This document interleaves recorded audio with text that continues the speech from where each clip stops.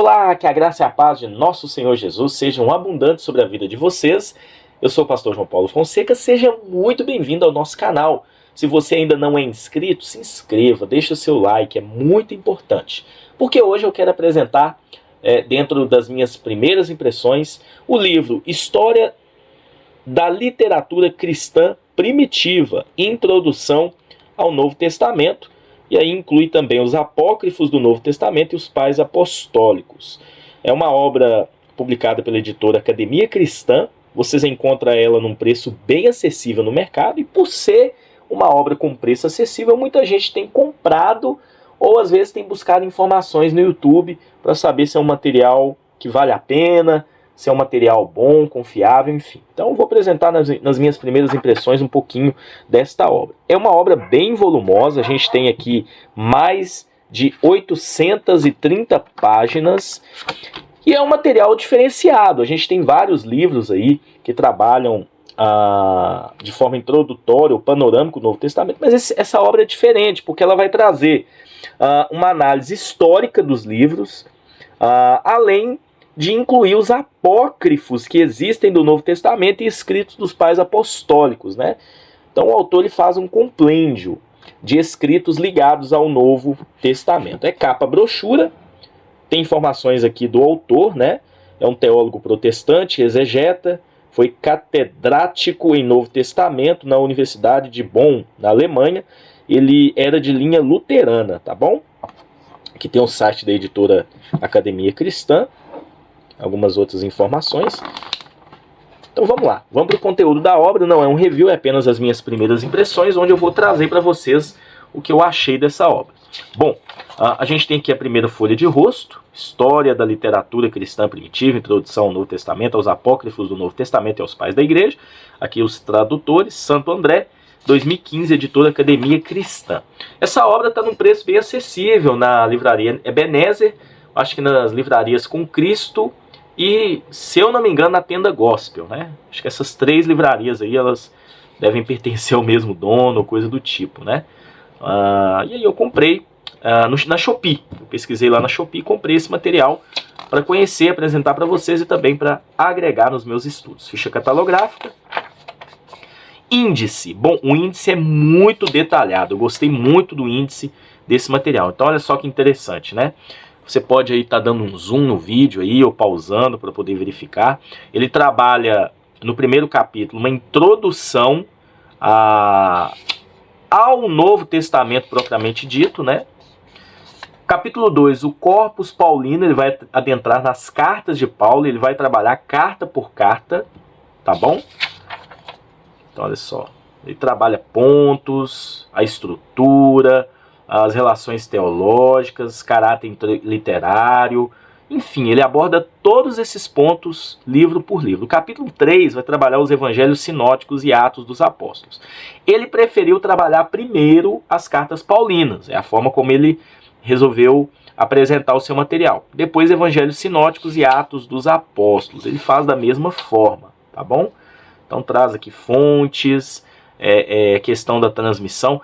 É um livro que foca muito na parte histórica do livro, no sentido assim, até mesmo a questão histórica sobre a autoria, né? Como surgiu hipóteses ou afirmações sobre a autoria de cada livro. Ele foca muito também aqui no seu livro. Em seguida, a gente tem também, no capítulo 4, o ciclo joanino. E ele vai trabalhar os livros escritos por João, foram 5. Além do Evangelho, as 3 cartas lá do final da Bíblia e Apocalipse, que na verdade entra no capítulo 5, Apocalipses. E aí ele não trabalha só o Apocalipse de João, ele vai entrar também em Apocalipses que são considerados apócrifos, como o de Pedro, de Hermas e também a ascensão de Isaías, tá bom? Então ele faz essa mistura dos livros canônicos e os livros apócrifos aqui nessa parte. O capítulo 6, a gente tem cartas posteriores. Então ele vai trabalhar também, por exemplo, a primeira carta de Clemente, as cartas de Inácio, algumas cartas pseudônimas. E aí esse capítulo 7, cartas pseudônimas, vai entrar livros que no nosso cânon eles estão presentes, como por exemplo Tiago, Pedro, Judas, amém? Então, assim, é interessante essa linha de pensamento do autor, e daqui a pouquinho eu vou explicar um pouquinho sobre isso. E aí depois ele entra aqui na carta de Barnabé, capítulo 8, Evangelhos Apócrifos, e ele também vai desenvolver isso. E em seguida a gente tem o final da literatura cristã, que é onde ele vai entrar em escritos dos pais da igreja, e aí ele finaliza falando sobre a formação do cânon lá pelo século III, mais ou menos, é onde ele encerra o conteúdo da sua obra aqui, e depois tem índice de autores e também textos bíblicos, tá bom? Então, eu quis mostrar o índice de forma detalhada, só para vocês entenderem como é que ele organizou o material. Tem uma apresentação edição brasileira, prefácio, e aí entra no capítulo 1. O capítulo 1, gente, é um capítulo introdutório, e o autor ele vai trabalhar um pouquinho desenvolvendo questões pré-literárias, antecedentes ao Novo Testamento. Ele foca muito aqui nessa parte cultural também, nessa parte sobre os estilos literários do Novo Testamento, uma cronologia também, né? Enfim, ele foca muito nessa parte introdutória. Então aqui a gente tem, deixa eu ver aqui, cerca de 85 páginas, 86 páginas. Em seguida, o capítulo 2, aí ele vai trabalhar um pouquinho sobre o Corpus Paulino, as cartas antigas e cristãs primitivas. Gente, ele sempre inicia cada capítulo trazendo a bibliografia, e aí ele entra no conteúdo da obra. É um material que tem uma linguagem um pouco acadêmica, muitas das vezes. Então não recomendo para novos convertidos, para aqueles que estão começando a estudar. Porque a linha do autor não é uma linha 100% ortodoxa. E daqui a pouquinho eu vou mostrar por quê, tá? Principalmente quando ele vai analisar alguns pontos, né? Ele sai daquilo que historicamente a igreja crê. Então, por exemplo, nessa parte aqui das cartas de Paulo, até que ele desenvolve bem. Ele cita alguns autores, ele vai muito na questão da análise da mensagem, mas num sentido assim bem formal, tá?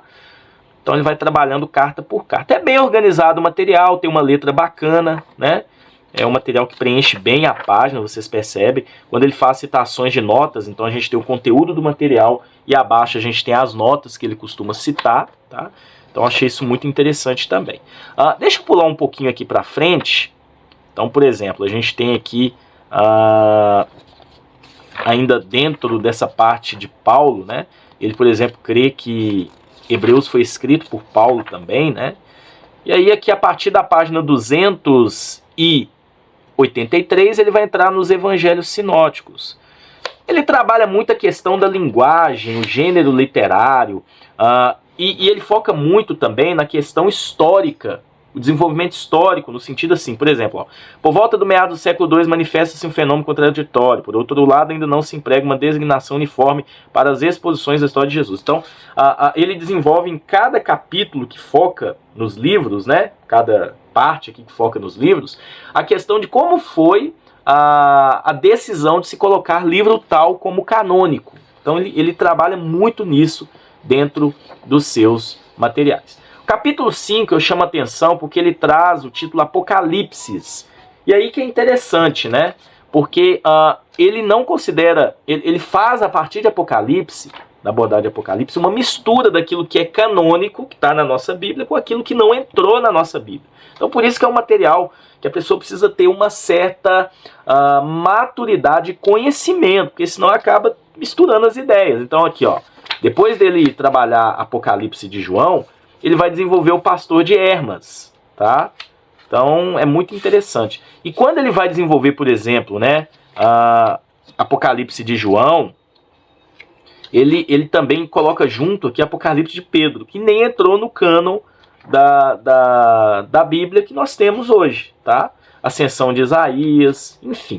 E aqui ele desenvolve cartas posteriores também já no II século. Gente, quando no início desse vídeo eu falei com vocês que a linha do autor ela não é tão ortodoxa, que, por exemplo, ele considera a carta de Tiago, aquela carta que nós temos na Bíblia, como pseudônima, tá?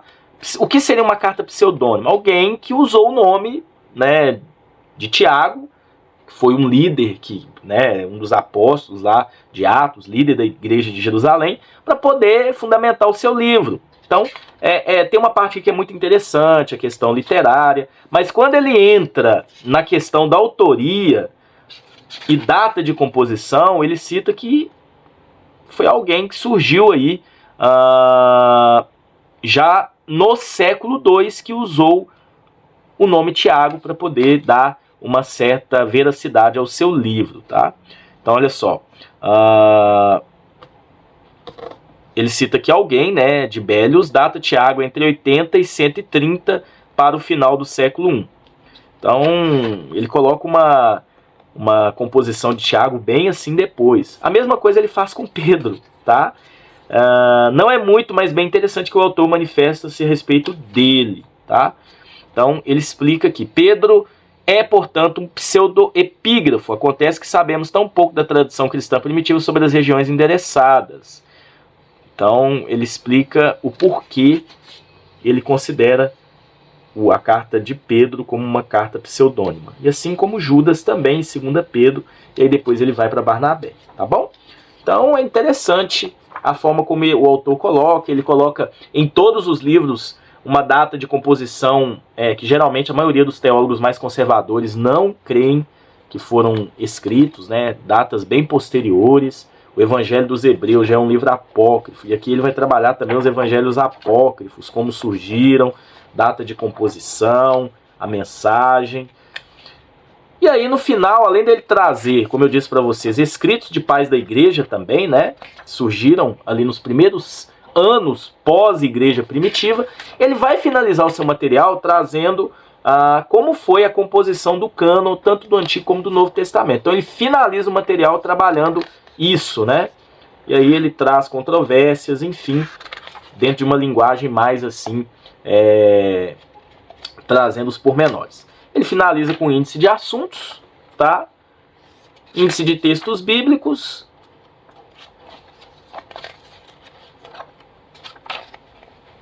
outros livros também, né, que ele cita, já que ele trabalha muito a questão dos apócrifos do Novo Testamento, índice de palavras gregas, e também ele mostra que o livro mostra outros títulos da editora. Então, esse é o livro História da Literatura Cristã Primitiva, uma introdução ao Novo Testamento, incluindo os apócrifos do Novo Testamento e os pais apostólicos. É um livro acadêmico, não recomendo para novos convertidos, aqueles que estão começando a estudar, porque realmente a linha do autor ela sai daquilo que boa parte dos teólogos mais conservadores creem, principalmente aqueles que vão desenvolver essa questão da composição dos livros do Novo Testamento, por ele colocar alguns livros que nós consideramos como canônicos, ele coloca como pseudônimos ou livros que foram compostos num período posterior e não foram escritos pelos apóstolos ou por alguém ligado aos apóstolos ali no primeiro século da igreja, tá bom? Então é isso, que Deus abençoe vocês. Até um próximo vídeo, se Deus assim permitir. Embora é uma literatura que vale a pena você ter, principalmente você que quer ter um conhecimento mais amplo sobre tudo isso.